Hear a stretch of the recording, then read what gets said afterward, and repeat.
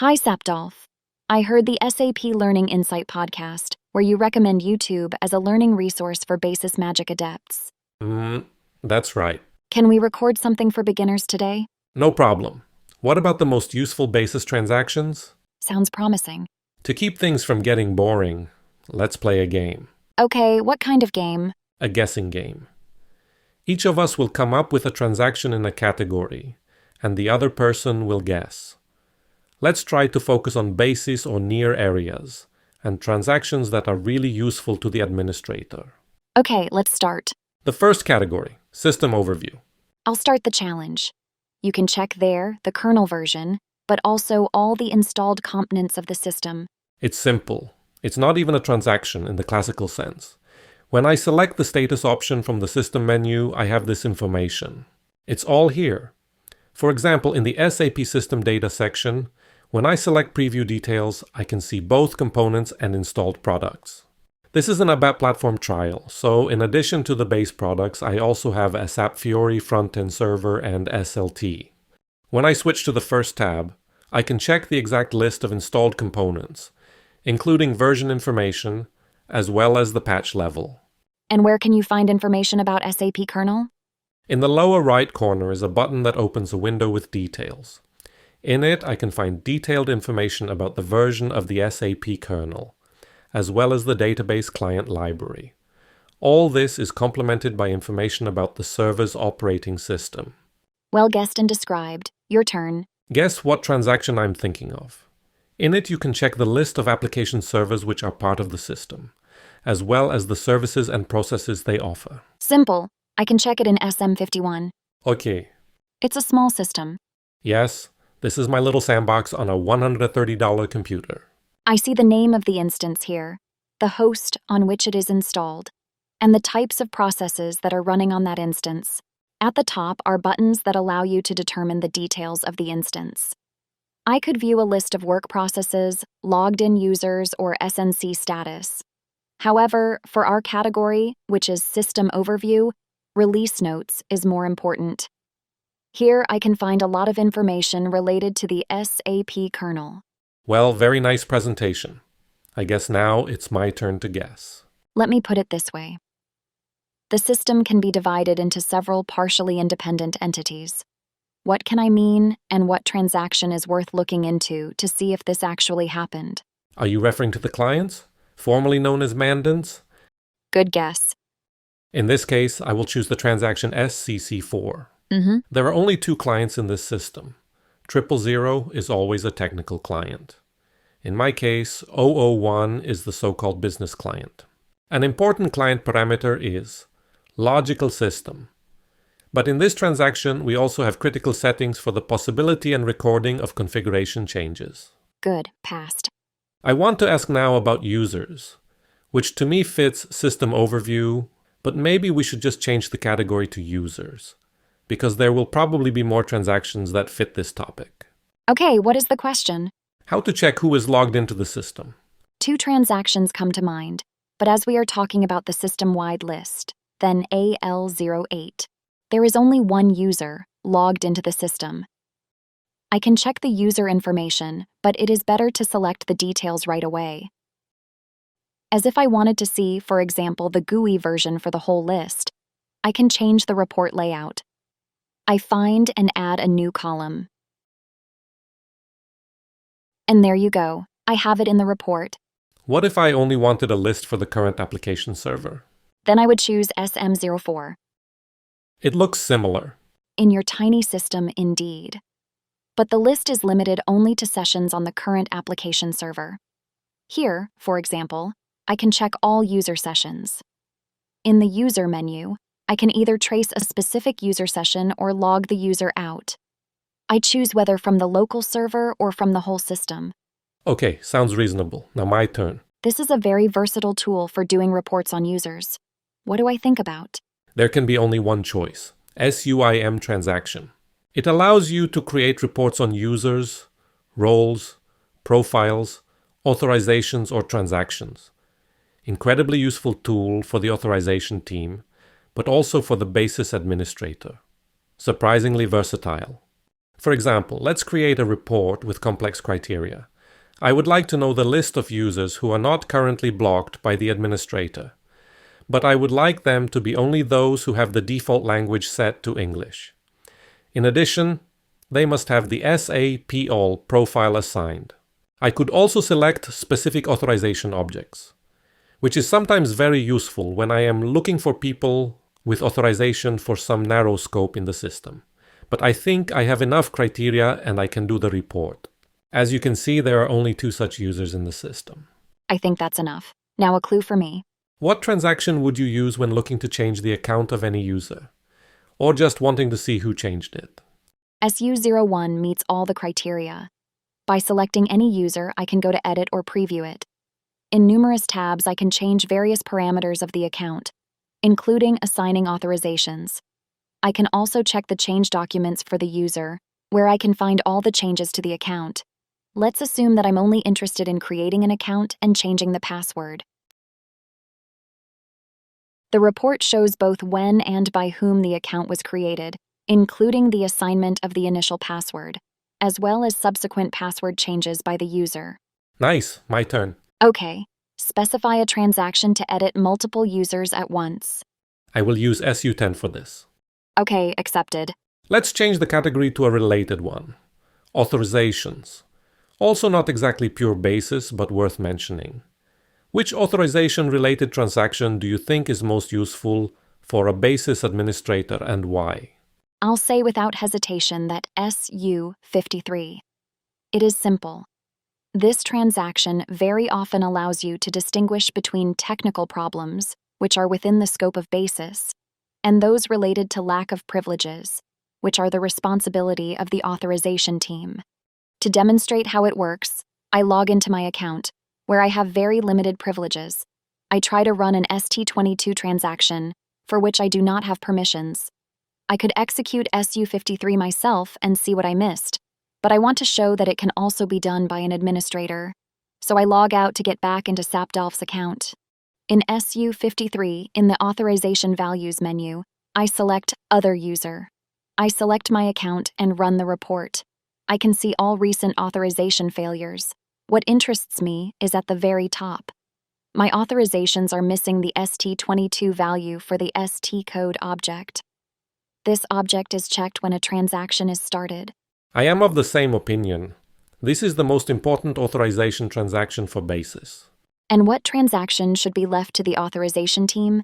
But we know that you can change roles there. I never touch PFCG if I don't have to. But it's powerful magic. That's why you have to use it with caution. This transaction allows you to edit roles in the system, so potentially affect the permissions of a large group of users. Let's see the role, SAP BC end user. Of course, roles should be transported between systems. I, however, will not change anything. I will just look at what is inside. Let's take a look at the menu, keeping in mind that the transactions in the menu are not necessarily completely consistent with the transaction rights. I can actually see the entire contents of the role in the Authorizations tab. Here I have a complete list of authorization objects along with values. For example, the stcode object mentioned earlier gives access to transactions. As you can see, this role only gives rights to SU3 and SU53. Well, okay, but I have the impression that we are moving away from the basis area a bit. Why don't we cover something strictly basis? As you wish. We are quickly changing the category to processes and jobs. I am making a guess at the question and answering it already. The most popular process-related transaction is SM50. Well, good guess. I was about to ask this. This transaction shows the list of work processes of the actual application server. There are many tools in the administration menu to diagnose process-related problems. But perhaps instead of going too deep into the topic, it's worth reminding that we already have a comprehensive video related to the topic of processes on the channel. Good point. So let's speed up our guessing game a bit. Which transaction is most similar to the SM50 but shows a wider picture? By the wider picture, you probably mean the ability to view processes across the entire system, not just on a single application server. In that case, I would say SM66. This is a small system, so the processes are all on one screen. On large systems, I very often use the option here to display only active work processes. Sounds reasonable. I guess it's my turn now. What transaction do you use to see jobs in the system? SM37 is a good choice. I can choose the selection criteria here. These will be good options if I am interested in past jobs. There are only 2 results. Both tasks ended successfully. It is worth remembering both, but I will see the first one. EU put. I can check the log job. I notice that one step was executed, in the context of user Sapdalf. I can also check the step definition for this job. Yes, it is confirmed that there is only one step defined here. And now a question for you. How can you schedule a new job? There are several ways, but if I have to give one specific transaction for this, it would definitely be SM36. It's a very flexible transaction. Among the very many parameters that define a job, my favorite group is under the Start Condition button. I can choose among many options to schedule execution, either at a certain time, after some task, event, in operation mode, according to given calendars. I can also schedule recurrent execution. This could be hourly, daily, weekly, monthly, or any other period.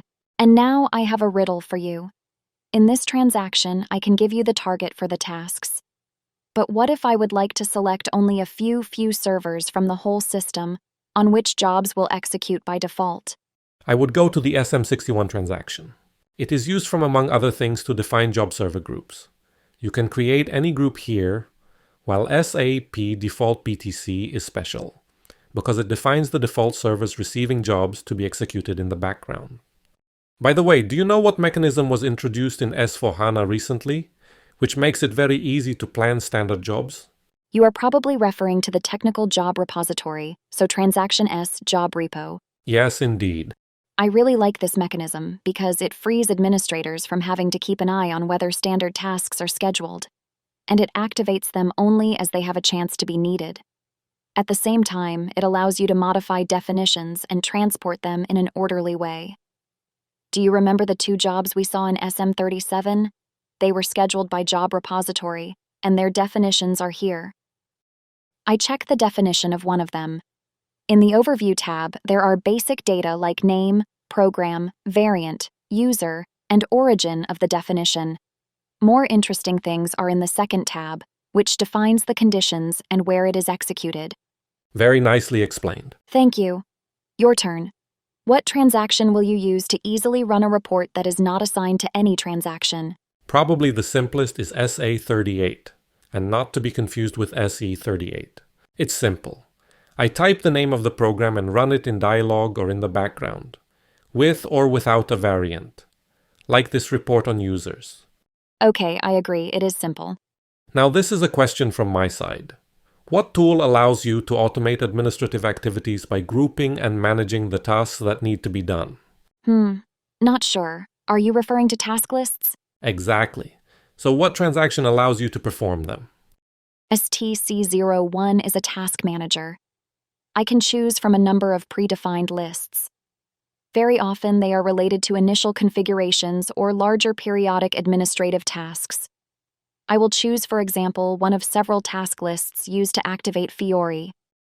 I select the list and click Execute. A long list opens with the option to define parameters at selected steps. The whole interface allows you to track execution, react to errors, and correct faulty steps. And what transaction allows you to track the status of task lists execution in the system? STC02 is designed to do just that. It has very extensive filtering capabilities for lists. It's a really powerful tool. I understand.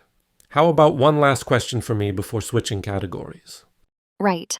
What transaction allows you to adjust the number of dialogue and background processes, depending on, for example, the time of day? RZ04 allows you to define operation modes. This is not a very popular tool, but depending on your needs, it can be quite useful. Okay, I confirm. Then what category will be next? Very important. System configuration. Sounds interesting. Here's the first question. In which transaction can the Basis administrator manage the system profiles? The most comprehensive is certainly RZ10. In this transaction, after selecting the correct profile, you can see technical metadata, including its location on the disk. But what we are usually more interested in is its content. All the parameters are here. RZ10 also allows you to edit them, of course. Okay, question for me, please. Do you know how to check the history of parameter changes? The history of the parameters is shown in TU02. When the application server is selected, a list of parameters is shown with information on when the new effective value of the parameter was changed. And a question for you. What transaction allows you to set dynamic parameters? RZ11, my favorite parameter-related transaction. On the first screen, you can choose which parameter you are interested in. You can search for it in the list using filtering. Let's assume that I am interested in user scripting. Many details about this parameter are displayed. For me, the important information is that the parameter is dynamic. At the bottom, on the other hand, is the current value of the parameter, along with information about the sources from which this value is inherited. In our case, the parameter has the value false. The parameter is dynamic, so I can change its value without restarting the system. Since it is not system-wide, so for the change on all servers, you need to check this option. The changes have been made. I now see that the current value of the parameter is true. That was my goal. So a question for you. And what transaction is used for general system configuration in various modules? The most comprehensive configuration transaction, in my opinion, is S-Pro. This transaction is used a little less often by Basis, more often by other modules.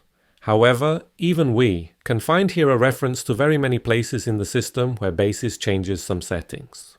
Here, for example, we can find a reference to the configuration of the transport management system, which, of course, we usually do directly in STMS rather than entering through SPRO.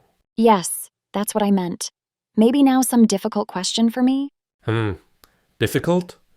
Well, this transaction gives you some settings related to allowing changes, but at first glance it's not for that. It's not difficult, it's just SE06. It's a helpful transaction to either initialize or reset the TMS configuration, but it's actually much more commonly used to adjust the system change option. Here you can set which components, but also which namespaces are modifiable. You can also change the global setting. More freedom is usually left on development systems, while more restrictive settings are on test and production systems. And what transaction is associated with document numbers? Do you mean SNRO? Yes, I do. It is transaction that is rarely associated with Basis, but it has a lot to do with it. First, the lack of caching of non-critical number ranges can sometimes be a bottleneck, especially when combined with poor development. But we also have explicitly number ranges that belong to Basis, like spool document numbers. These are the technical settings of this number range, including buffering, which is important for performance, but with critical documents can cause messy effects. Spool documents fortunately do not have critical numbering. But here you can check that there can be no more than 32,000 of spool documents, such as printouts.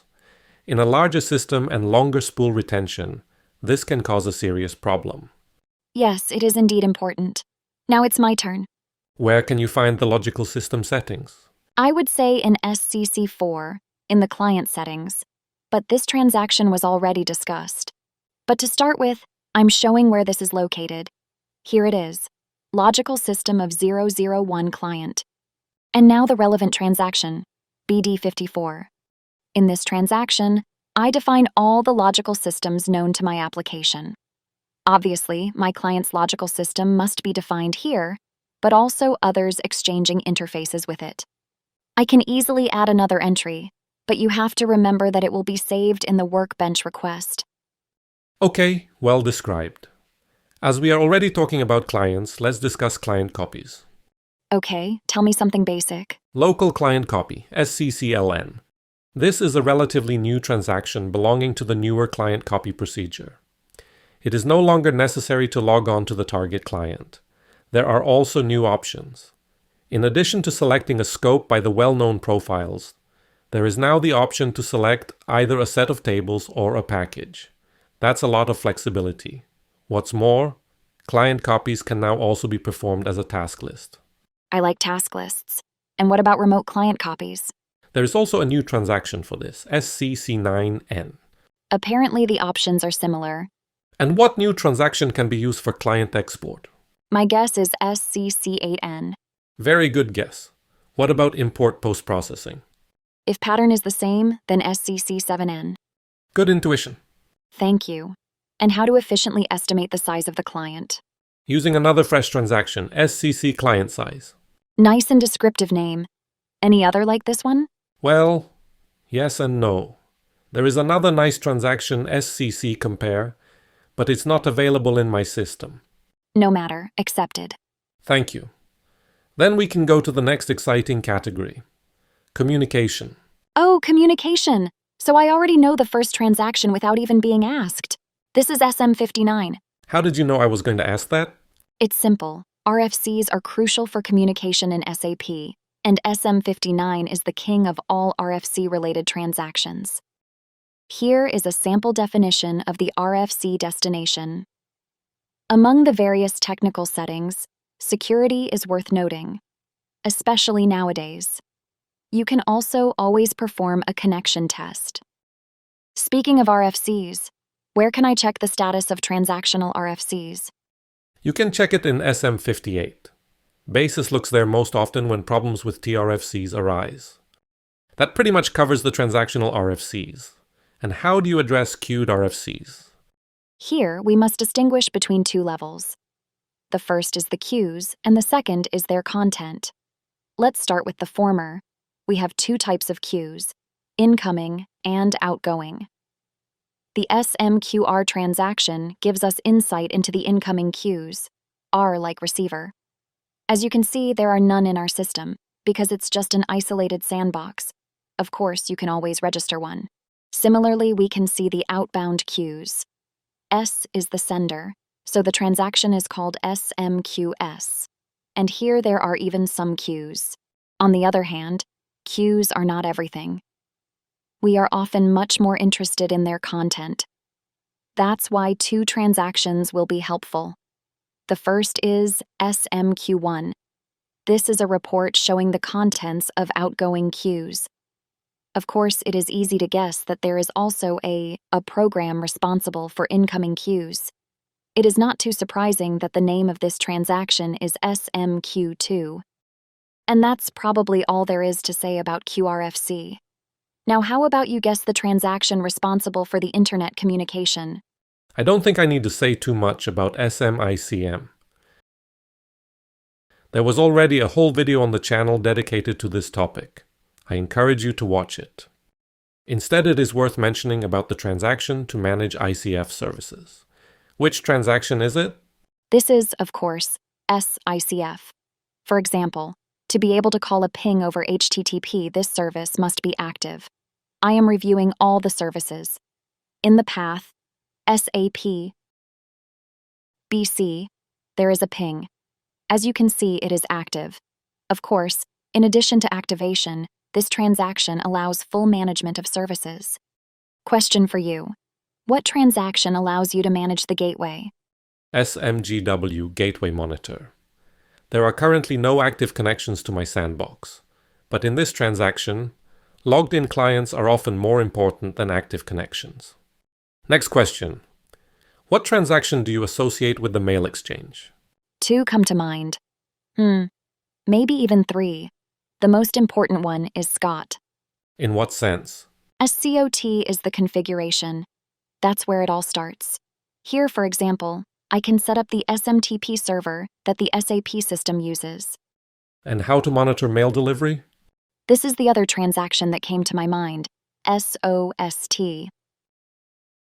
Here you can see what else is waiting in the queue, and possibly what the causes of problems are. And guess what is the third transaction I thought of? Maybe something for the user to send mail? Close enough. In that case, I'm betting on SBWP. Bingo. In SBWP, I can not only send emails, but also internal messages. I'm sending a test mail to you. How nice. I like getting emails.